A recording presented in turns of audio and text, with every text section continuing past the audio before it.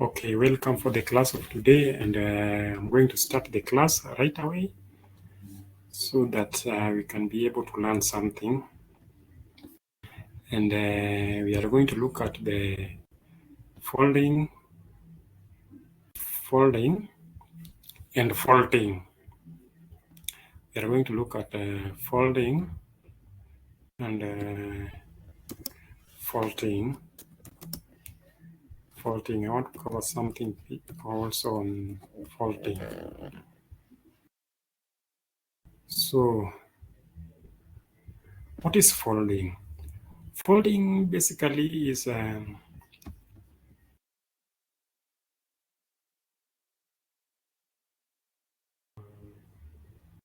going to talk about something on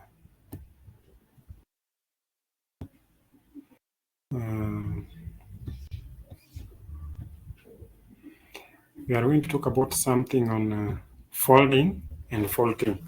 Now, what is folding? Folding is the process in which crustal rocks are distorted by compressional forces by being caused to bend upwards and downwards.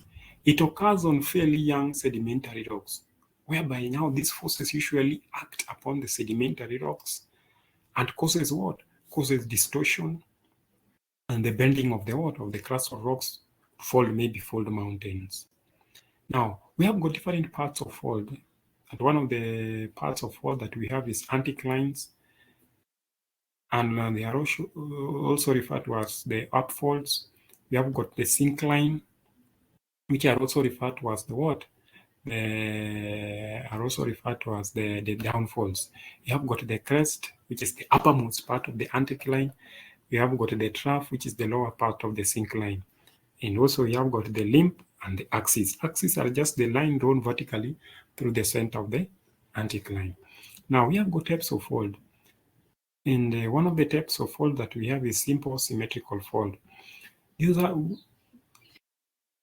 also have a different type of fold.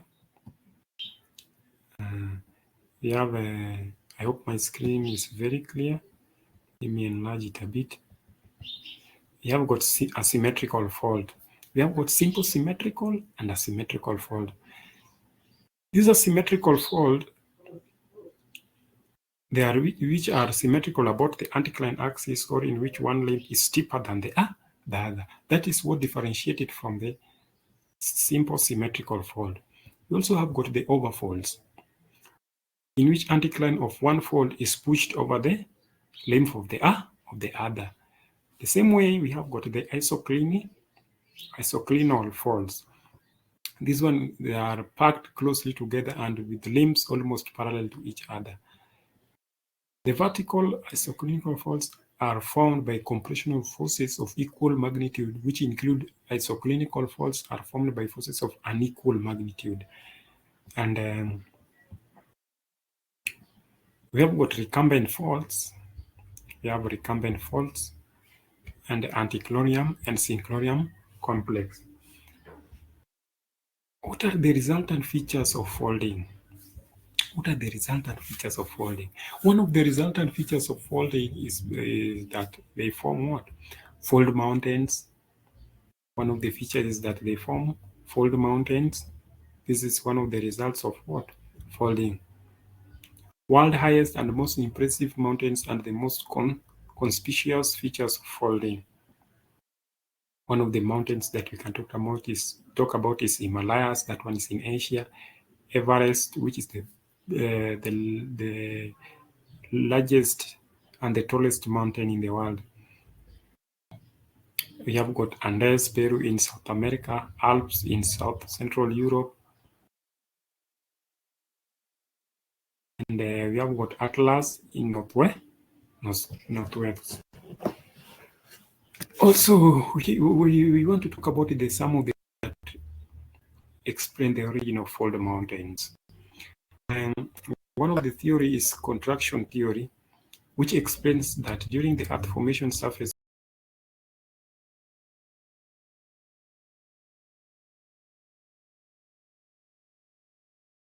You are currently the only person in this conference.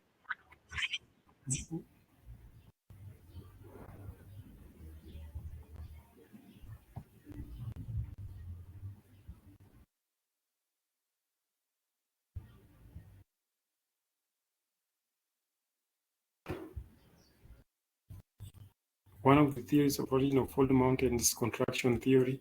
During the earth formation, surface rocks cool faster and will not form fault mountains.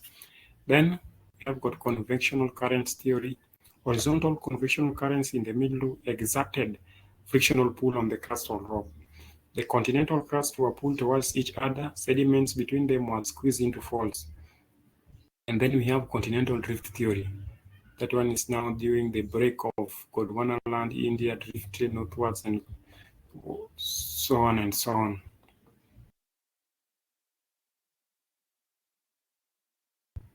Now,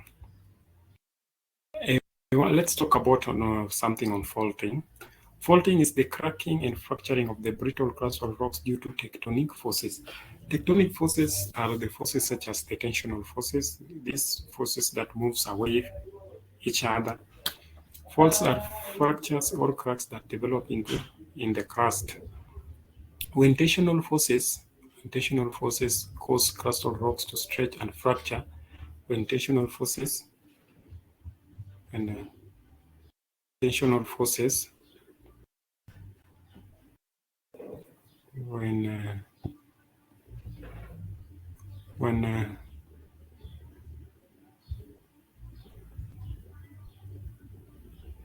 when tensional forces causes crustal rocks to stretch and fracture at the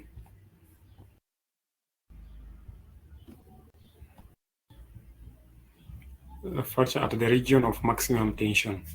Then when compression causes squeezing or crustal rock to fracture at the areas where they are intense squeeze, this one can also cause faulting. When vertical movements exert pressure on the rocks leading to fracturing. Then when shear forces cause crustal rock to shear. Now, we have got parts of fault. And one of the parts of faults is upthrow. Upthrow, then we have got the downthrow. Upthrow is part of the land displaced upwards, when the downthrow is just the part of the land that is displaced downwards, just as the same way the name suggests. So we have got throw, vertical displacement, heave, horizontal displacement, head, that one is just the inclination of fault to vertical plane. Then we have got fault line, which is the fault path. Then we have fault plane, which is the separation of land created by the fault. Now, we have got types of fault. Types of fault, we have got normal faults. Normal faults, they are formed by tensional forces in which one block slides downwards in relation to the other. Rocks are subjected to tensional forces, and then a normal fault develops and one block slides downward, which forms what? Which forms the normal fault. We have got the reverse fault. They formed by compressional forces in which one block of land is pushed upwards in relation to the other.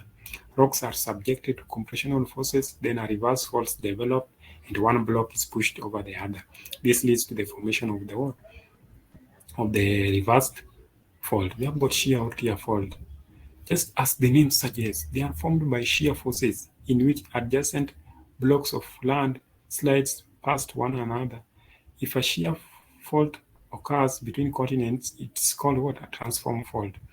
For example, in San Andreas Fault of California and the Great Glen Fault of Scotland.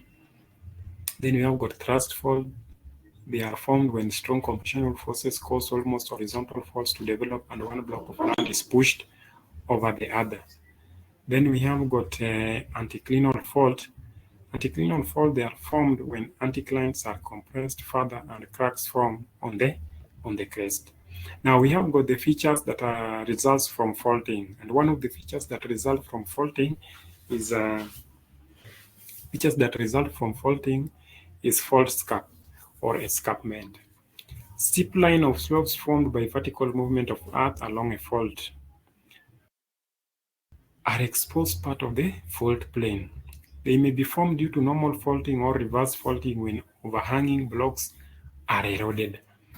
Then the last thing that we want to talk about is fault steps as one of the resultant features of faulting. When we talk about fault steps, land resembling the staircase or steps of a house with a series of fault scarps at different levels. Then parallel vertical faults develop, then the land between the fault is unequal, displaced downwards. A series of fault scarps at different levels is formed. For example, we have got a KO escarpment at Kijabe. Then fault blocks or block mountains or host mountains are also the resultant features of faulting. Blocks of land raised above the surrounding land where tectonic forces cause faulting, and land on the side of the fault get raised or sink along the fault planes. Examples, we have got fault blocks are Aberdare, Nyandarua Ranges, Mau Escarpment, and Nandi Hills. Where blocks of land bordered by normal faults, which are almost parallel to each other, sink, leaving the middle block standing to form what? To form block mountains. So that is the end of our class today, and we meet next time.